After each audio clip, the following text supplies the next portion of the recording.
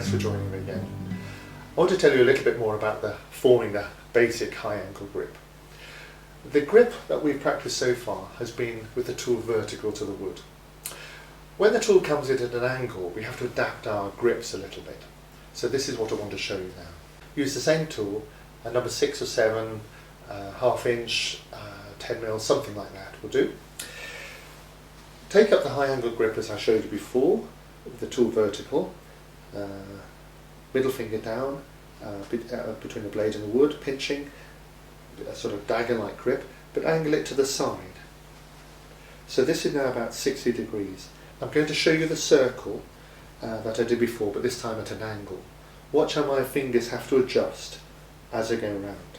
So, stab in, lift back, push forward in the groove. Stab in, lift back, push forward in the groove. And as you go around in an anti-clockwise direction, there comes a point where you have to adjust this hand, this blade hand, otherwise you'll end up breaking it. And you also need to adjust the hand position.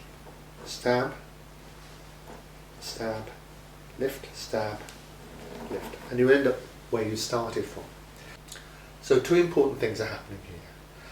Down at the blade, the finger that's supporting the blade moves around and underneath so that the blade rests between the knuckle and the nail. And that's a little groove there, and the blade neatly rests in there. So that's where it is. And the finger and thumb are more of a sort of pinch.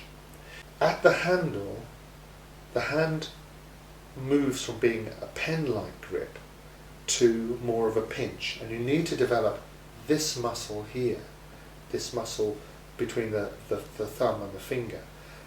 That's a pinching muscle, and you will develop this as you practice the grip.